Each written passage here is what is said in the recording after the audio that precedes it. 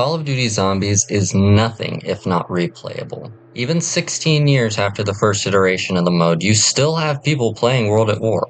It was a game built on old school arcade style mechanics. Play until you die and try again to beat your high score, or rounds. As the years went on, the game evolved. New mechanics, upgrades, a multiverse spanning story, dimension trotting maps, celebrity cameos, spin offs, and much, much more. It grew to be something greater than its roots, and while it had many highs and lows, every game has pretty much had a reason to come back to it, even during or after the next game in the series has come and gone. Every iteration of Zombies has had something new yet unique. World at War is still looked on fondly because of the atmosphere of that game. It's incredible, the slow horror of Nocturne and Toten, the shit-your-pants fear that came with Verrucht and the super sprinters, the beginning of the amazing story with Shinonuma and Doris. That was what World at War was best at. Black Ops 1 had fantastic maps. Kino der Toten, even if overrated a bit, is still one of the most loved maps in the entire series.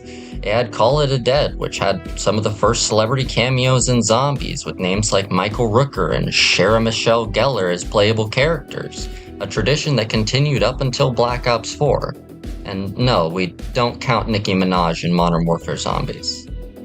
Not to mention that Moon in Black Ops 1 also had one of the best Easter endings in the entire series, blowing up the Earth. Even during Black Ops 3, the game that everyone loves, especially before Chronicles came out, people still loved playing Black Ops 2 because it felt just so different. While Black Ops 3 had that distinct Jason Blundell feel, with all the multiple wonder weapons. Most of the maps in 2 had that Jimmy Zielinski charm to it, the old school survival of it. It felt unique enough, but both had a strong enough offering to be able to play the previous one without ignoring Black Ops 3. So many people played 3 because it had just so much incredible content, from the Easter eggs to the story to the wonder weapons and even Zombies Chronicles. So much stuff that I can't even fit it into this video without it being an hour long. And while it had a rough start, during Cold War's life cycle, you had the rise of, no offense, the Black Ops 4 glazers, and people recognizing that Black Ops 4 really wasn't that bad. It had some innovations in the perk system which were fine for, I'd say, one game. The Chaos story was beginning to actually get the love from fans it should have gotten during its life cycle, and people were starting to see value in it. And during Modern Warfare Zombies, you had people going back to Cold War, of course, because, oh, wait, am I forgetting one? Let's not talk about that one. Let's just move on to the main point of this.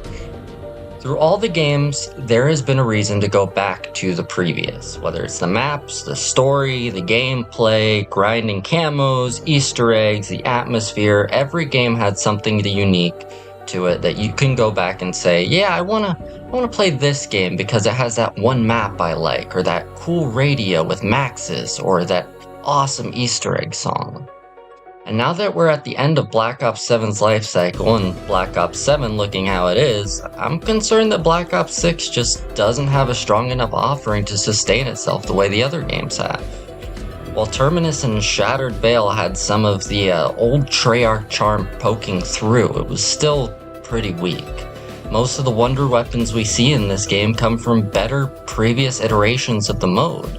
Most of the map selection seems uninspired and somewhat confusing, throwing in random elements from previous games that don't add up, like, why is the ice staff in the tomb?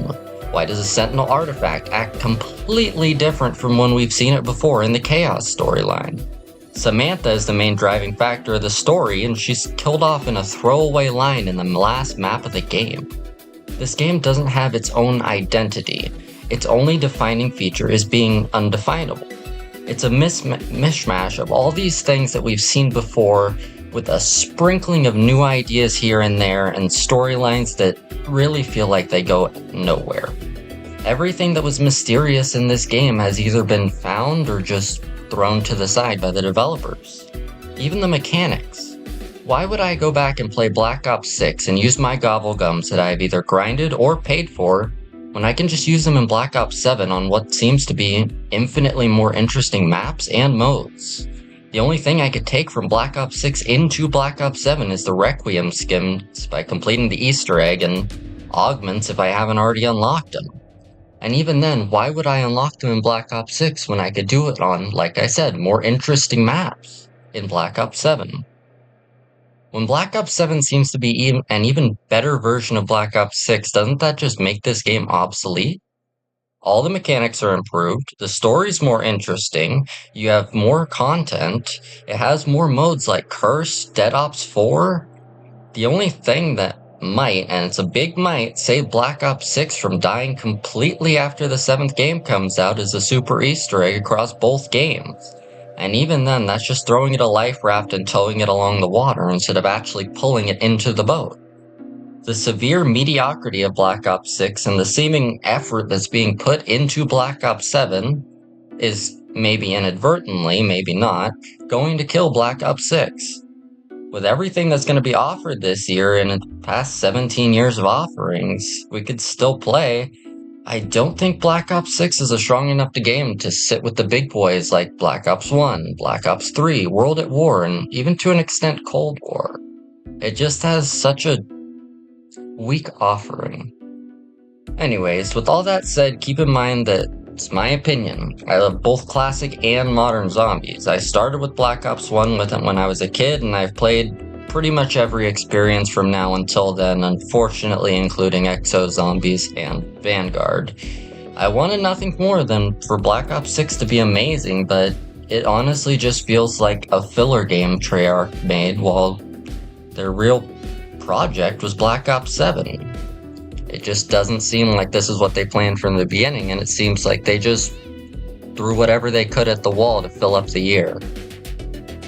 Anyways, thank you for sticking around to the end. I just want to give a shout out to DRRPY, Bear Z, and my good friend Bandito Games. They're all great creators, and they inspire me to push through the learning curve of editing this video.